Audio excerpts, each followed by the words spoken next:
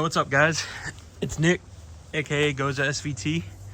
I normally just post on Instagram and Facebook and TikTok, but I don't know, kind of got a little itch and had to scratch it. So here I am, making my first YouTube video. I don't know what to expect. We gonna find out. Let's jump in. Let me start off, introduce myself, a little introduction. I've always been a huge JDM car dude. I do have a 1988 Nissan Silvia with an RB25 swap and a bunch of other stuff done. And just a little background for me, I guess I've always, even with that car, it's where I really started off, like sourcing out like rare OEM options or even like the rare aftermarket options. Things that are just hard to get, you know, these days when these cars are 20, 30 years old. So, you know, it's kind of followed over to this car, the Cobra. You know, I've a lot of it is MGW stuff. So I've been trying to find like the oil caps, the OG shift knobs, the license plate frames, which in the later part of the video you'll see. And then another thing I'd like to do as well is, you know, a little bit of a recap on this car. So I purchased it in July of 23 from a guy here local to me. And at that time, the car had about 36,000 miles. And he had the car tuned by a local shop. I'm not going to give out the name, but I guess they had some issues when they were tuning the car, and if they said the car made a certain amount of power, that just didn't make sense, and this, that, the other. And anyway, the car ended up frying the motor. And so then the motor was rebuilt by Gary Grimes here in Georgia, and then it was tuned shortly after by Tim Barth, which is who the car is currently tuned by. And that would be after the cams and all that stuff. Again, in the later part of the video, you guys will see all that. And but anyways, this car came with BC forged coilovers and also was on BC forged TD03 wheels. Again, in the later part of the video, I'll get up and close, give you the tire sizes, things like that. But anyways, let's go ahead and jump straight in. So to get things started, I think the wheel change is an obvious one.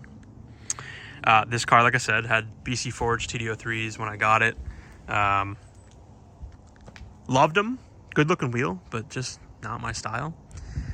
These cars, in my opinion, regardless of the color, just deserve a polished wheel. Whether it be CCW or any other wheel. I decided to go with the CCW Classics. The rears are wrapped in R888Rs. They're 335s. And then the fronts, I run the same tire in a 265. I like my tires to match. I know some of you guys out there mix match them and whatever, but it's just my style. I like everything to look the same. But if you come back here, we've got amber taillights. My opinion, again, just looks amazing on Sonic Blue. Like I said earlier, I'm real big on just like finding and hunting down like OEM rare parts and even just aftermarket rare parts. And with that said, you know, I had to find me a MGW OG license plate frame. So I was able to pick up one of these off my buddy Tyler on Facebook. I've also got the chrome letters. I had done the metal ones, but I don't know, I just wasn't a fan of how they fit in there. So these are like a gel. I don't really want to call them a sticker, but they're stick on, of course, but they're like a gel coated piece. But I don't know, I love them. It's nice. There's no, you know, they're beveled, so there's no like ridge where the water gets behind them, or like it doesn't get snagged on a rag when you're washing it, things like that. But yeah, this car just got like the perfect stance on these BC coilovers. Kind of got the ride height dialed where I want it. If we go to the inside, haven't really changed too much on the inside. I did do the double din. I like my CarPlay and being able to see maps and things like that when we're on the road or cruising or doing whatever. I do have the MGW shift knob there. I do have an OG one, which is that one, and then I have a newer style one. Kind of rock both depending on how I'm feeling. And then in here, like I said, everything's pretty stock. I think I did the Lloyd mats. Excuse my carpet, it's a little bit dusty from someone being in here, but seats are stock, interior, you know, steering wheel stock, all that stuff, and in very good condition. Just a little shorty antenna that I've done. And then the ATS Brembo upgrade, big brake kit in the front. Had those powder coated, prismatic, very red. And then if you go to the back, I just had the stock calipers done in the same color, because you gotta match. Some people mix match them, and I don't know, that ain't me. But anyways, if you go up here, I've done the big snake in the grill. I think it looks better. I've had the small one in there for a little while. I kind of like the horse, some people do, but for now we're got the big snake in there. I've got the LMR SVE hood vents, hood extractor vents. Fiddle Fart Fabrication wiper delete. Awesome product. I'm not sponsored, but hey, when it's good, you know. So I think that's about it. We got the amber tail lights on the back. And that's just one of those Cobra things that, I don't know, you either love it or you hate it. So now, let's go ahead and get under the hood.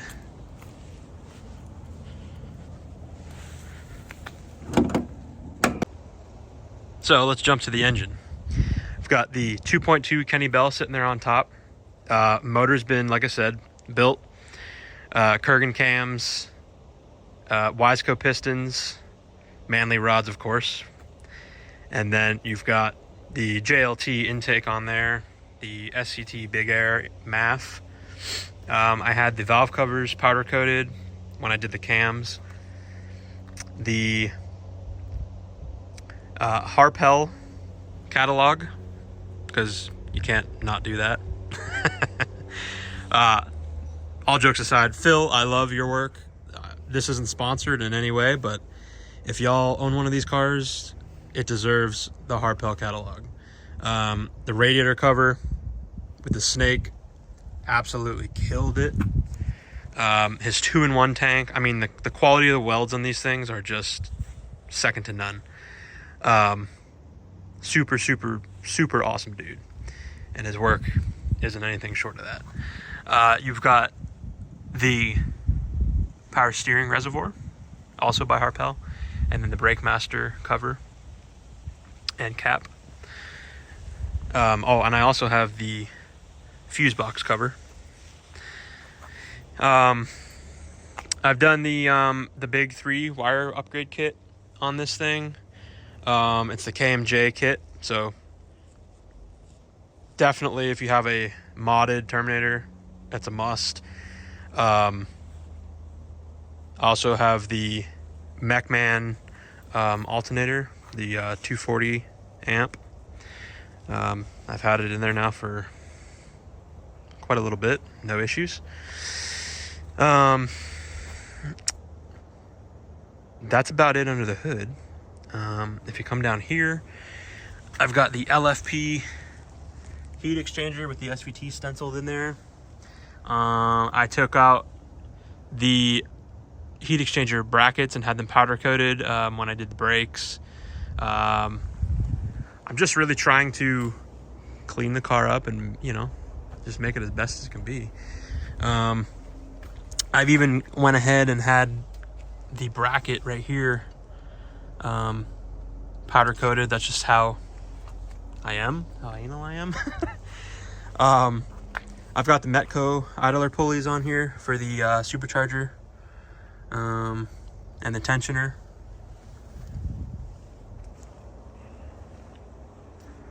We've got the MRT hood struts.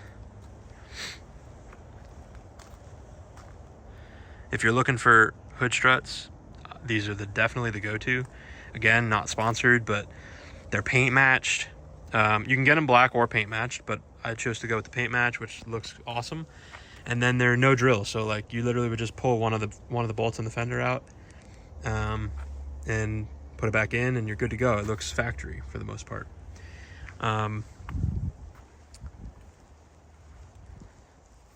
Underneath the hood was painted. No more hood blanket there. And then if we go around to the back, and now if we come around to the back, we've got the Grand Design mat, trunk lid mat, whatever you want to call it.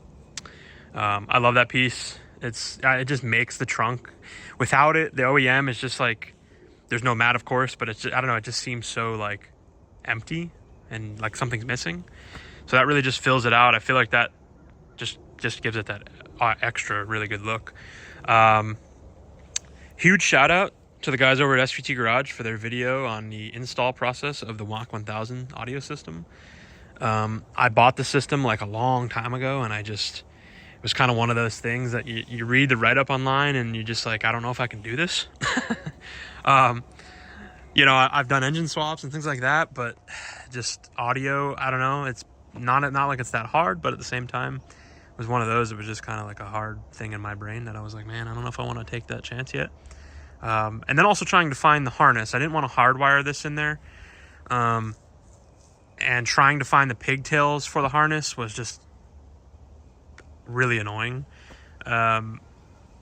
Luckily, I found a guy on Facebook Marketplace that was willing to, after a lot of coercing, was willing to sell me just the harness, since I already had the whole system minus that.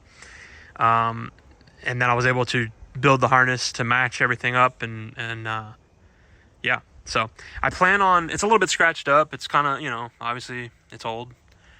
But I plan on taking the rack and having it powder coated blue, and it'll match my valve covers, which is pretty close to the Sonic color, and then maybe do like a chrome sticker for the Mach 1000 audio system on there. And then I think the trunk will be pretty much dialed in as far as I want it. If I could ever find one of those Cobra trunk mats, that would be, you know, ideal. But for the time being, it's just the OEM mat that's in there. I also got the OEM net. Again, that was off of Tyler, who I got the MGW plate frame from. And I think in here I have, it's just like an Etsy thing, but you know, I love it. I have this little cap thing, and it allows you to get rid of the strap for this, and then you can just put this here like that. So love that. I hate when it just hangs down, it hits the paint, and I don't know, it just annoys me. It's one of my pet peeves. But anyways, yeah, so I think that about sums it up. That's about everything I've done to this car so far. I plan on making some more videos. I'm hoping, you know, life's kind of busy when you got 2 kids and full-time job and all that stuff, and I know y'all can relate, but I'm gonna try my best to try to put out some more content. What it's gonna look like, I don't know.